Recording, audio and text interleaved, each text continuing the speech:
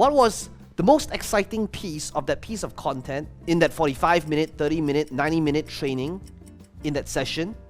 And how can we take that slice and move it right in front in order to get somebody interested in the piece of content? I'm going to give you 7, right? Like what the guy said, 7 different hooks. What does every engaging ad or profitable sales video or every message that stops the scroll and gets a person's attention and have them hanging on every word, what do they all have in common?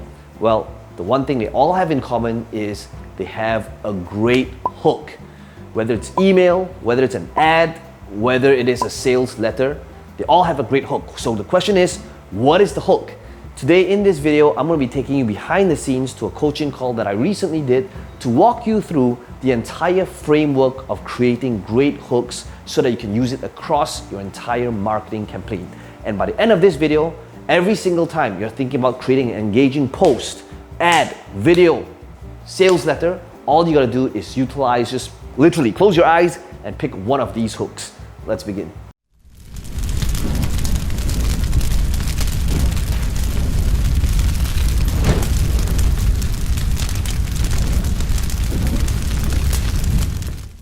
I want to be able to show you this process that I personally utilize every single time, whether I create an ad, where I start off a marketing campaign, whether I write out an email. This is something that I always think about, and the question that I always ask myself before writing any email, before crafting an offer, before sending out any type of marketing material, the question I always ask myself is, well, what is the hook? What is going to make the person want to open this email or read the copy or consume the content? I want to be able to walk you through this process, something that I've never taught before, which is, well, how do I think about hooks? How should you think about hooks? Is it possible to put it into a framework so that every single time you're thinking on an ad angle, so that every single time you're creating a marketing campaign, so that every single time you're writing out an email, you'll be able to utilize this process? And that's our goal here today. The goal is to help you get more done in 1 hour than what you would otherwise take months if you did yourself, is to be able to walk you through this process of consistently creating good hooks so that by the end of this hour, you will be able to take this skill set, apply it in any skill set, whether it's ads, whether it's emails, whether it's writing copy, and utilize it over and over and over again. I try to think about hooks based on thinking about at which part of the story, of the ad, of the email, do I feel is the most powerful piece, and how can I move it as the open to get somebody's attention so that they'll be excited about that thing. This way of thinking, by the way, is something that I use all the time, that I try to train my team to do all the time, okay? So this means, if you think about this specific concept over here, it means that when my team is rendering a YouTube video, right, when the editors are looking back at a specific video, the thing that they are all trained to do is to think about, what is the hook? What was the most exciting piece of that piece of content in that 45-minute, 30-minute, 90-minute training in that session? And how can we take that slice and move it right in front in order to get somebody interested in the piece of content? I'm going to give you 7, right? Like what the guy said, 7 different hooks, okay? 7 different hooks so that every single time you're thinking of, like, how can I create a good, exciting open, right? Here's what makes a great opening hook, right? Think about it as, does it grab somebody's attention, right? Does it stop the scroll? Does it provoke an emotional response? Does it provoke this emotion in the person, right? Whether it is anger, frustration, joy. Does it make a person care about something, generate interest? So generate interest would be like what I did at the start of this call. It would be like, by the end of this session, right, here's what's going to happen, right? I gave you the big picture, the takeaway, the benefit of this, right? And there's hopefully a level of interest that's generated. Could it be entertaining? Maybe it's funny. Maybe a person's curious about what's going to happen, right? Entertaining. Or a promise of something valuable. right? Which is again similar to what it is that I did earlier. Right? By the end of this session, here's what you're gonna get. So it's like by the end of this video, by the end of this letter, by the end of this training, by the end of this call, right? Here's what you're gonna walk away with. The reason why hooks are so crucial as well is because without a good hook in front, most people may never even begin. They might not even begin reading your content, watching your video, finishing the email, because the hook isn't strong enough. So if the hook isn't strong, they're not going to care about the story. And because they don't care about the story, they're not going to care about the offer.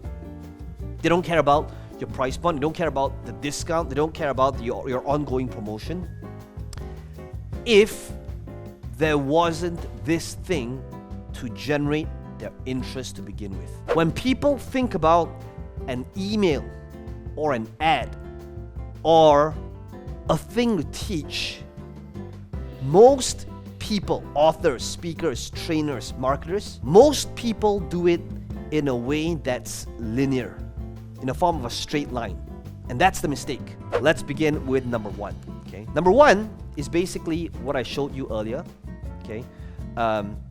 And number one is basically the cold open. A cold open, sometimes known as a teaser sequence, is a narrative technique used in television and films. So it's basically the practice of jumping directly into a story, right, at the beginning of the show, before the title sequence or opening credits are shown, right? So that's a cold open. So an example, if I wanted to utilize a cold open, it would be like opening with something that says, "Your entry to London has been refused. You'll need to take the next flight back to Malaysia." And I just stood there at border control, shocked. Okay, now what's that? That's basically a cold open, right? I could be telling this story. This could be via email. So instantly, okay, notice what I didn't do. What I didn't do is I didn't tell it linear. I didn't come from an angle of saying, "Hello, first name. Today, I want to be able to share with you this story that happened 8 years ago. You see, 8 years ago, I was about to do an event in London, and here's what happened when I was at border control." Right? That's how most people would tell stories. That's how most people would try to make a point. Okay? But instead, I didn't go linear.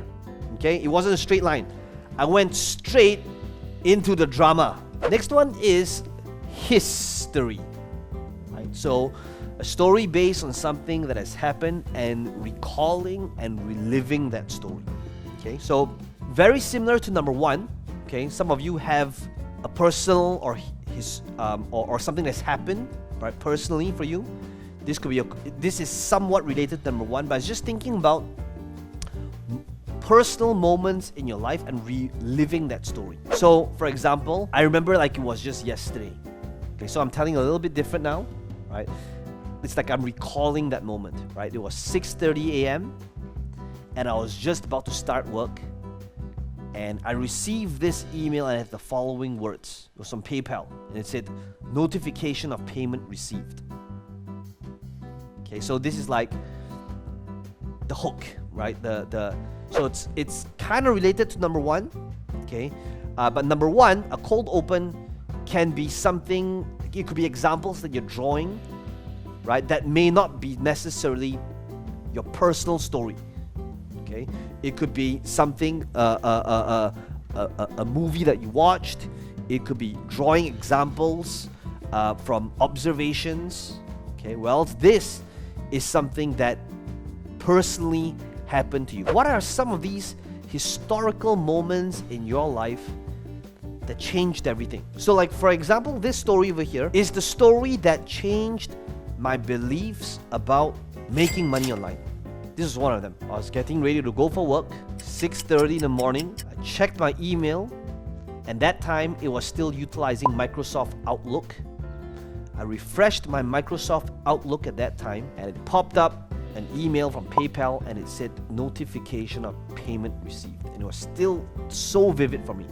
I opened it up, and it said I received $7 from this guy called Elaine Kalk for my first ever digital product sale, World of Warcraft. Okay, now that is a story that altered my belief system. Okay, number 3, it is said that pictures are worth 1,000 words, right? So use images, right? Because use images because it's worth a whole lot more. Okay, unless it's an NFT, right? So ultimately, if possible, okay, always think about how you can utilize images to illustrate that story. Okay, so if you're utilizing number 2, think about, can you make it visual? Okay, so for example, I'll show you the story that I like to use pretty often, or sometimes rather. So this story is about the violinist named Joshua Bell, and you might have seen him, posted on Facebook. I think it was pretty viral, a couple of years ago. But basically, it's just about the story about a violinist who played for about 45 minutes in a subway, and then when he was playing in the subway, a couple of people, stopped, a few people clapped, and in the 45 minutes, he got about, $30 in tips. But what people didn't know is that this violinist was Joshua Bell, one of the best musicians in the world. And on the picture in the bottom right is him playing a $1.3 million violin in his sold-out concert, where people paid over $100 to about $300 to see him perform. Okay. Now, what is that? I'm telling a story, but now I'm trying to think about, can I make it visual? Okay, so sometimes use images means sometimes I will think about, can I tell this story, but can I go on Google Images and extract the thing that makes a person stop the scroll? So sometimes I think about utilizing the image as the hook, as the pattern interrupt. So can I use an image where it's a meme? Maybe I would type in Google, and I would type in like keyword meme, and I will see like what are the funny memes around the keyword. Or maybe that image is something that is trending right now, right? And can I utilize this image that is trending? Does it make sense to use it as is? Probably not, because then people might be jaded by it because they're already seeing it often.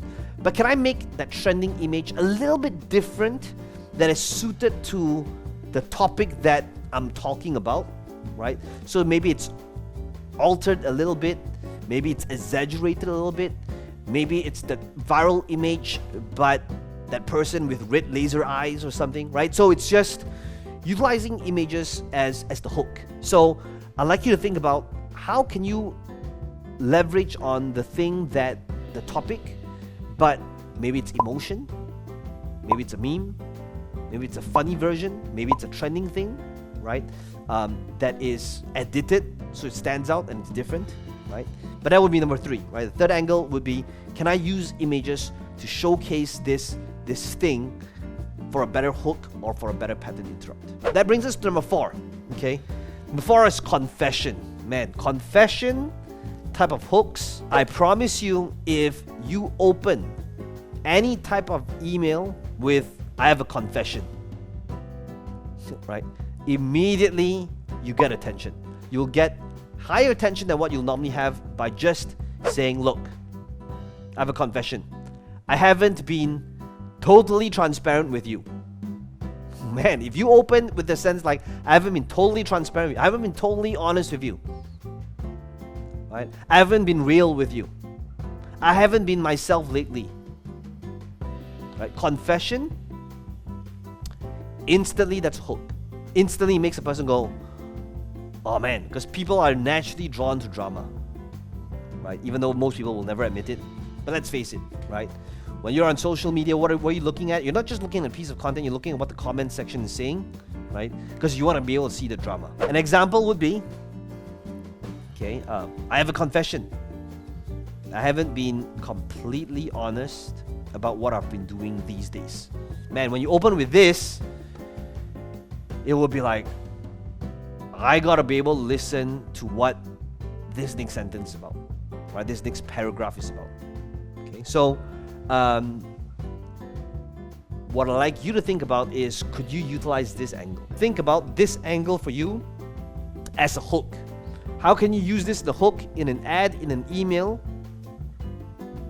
in a piece of copy, so that your audience would be excited about or interested in what the next paragraph is and what the confession is all about. When it comes to a confession, I think what's really important is you want to be able to lead and begin with this open, where it keeps them hanging for a while.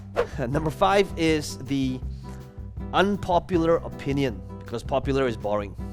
Okay, so let's take a look at some unpopular opinions.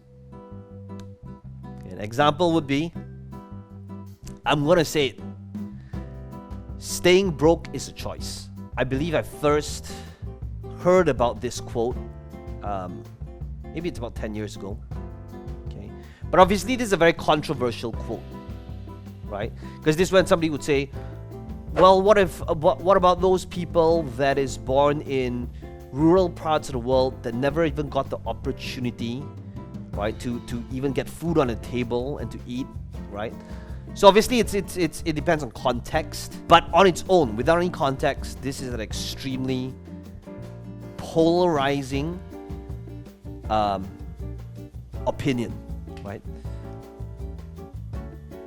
And the thing to realize is that all popular opinions are boring.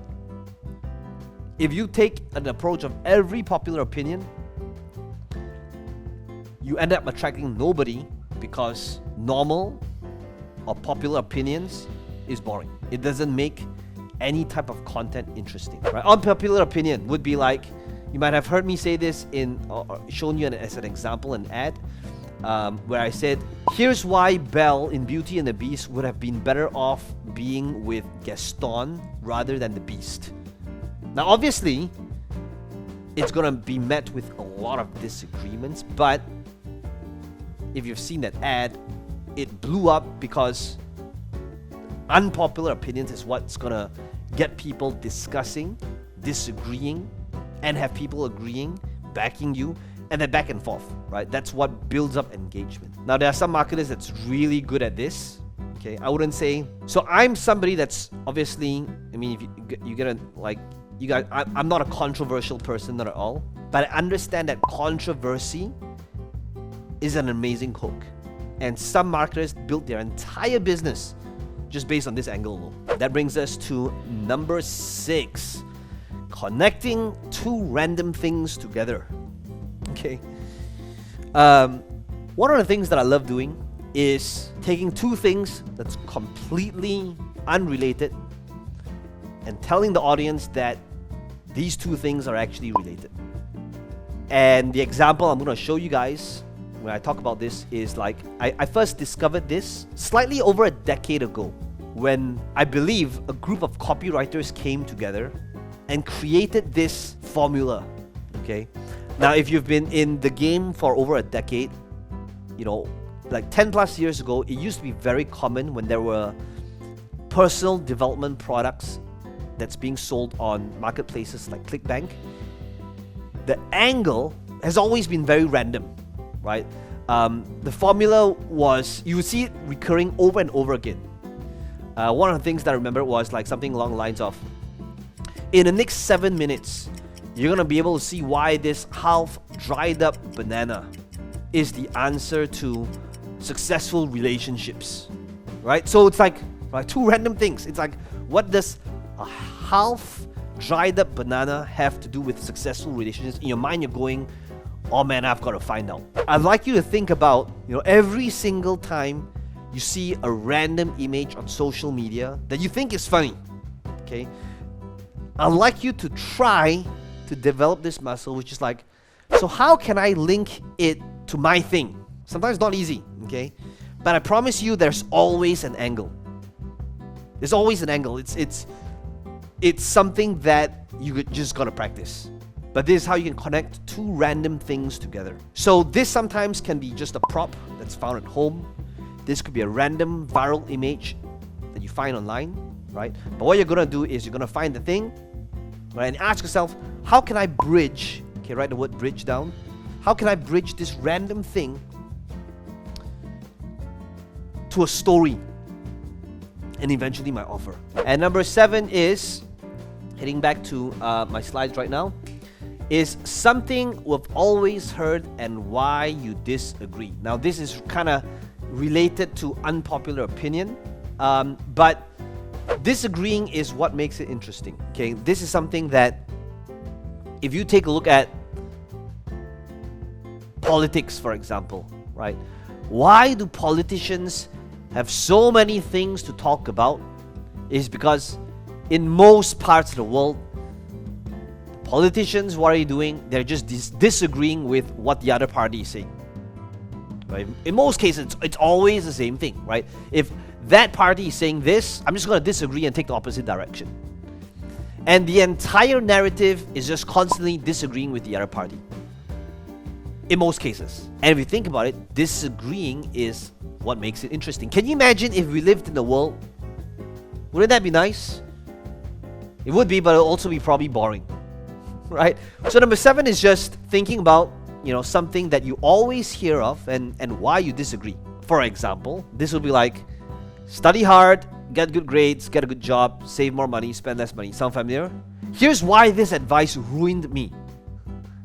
Now that, it's how it's positioned, right? It's like, yep, heard of it, yep. Sounds familiar, yep. Here's why this advice ruined me. It's like, what? Right? So something that you've always heard of in your marketplace, right? So this would be like, build up a landing page, give away something for free, run ads to get leads. Sounds familiar, right? Here's why this advice is causing most marketers to be broke.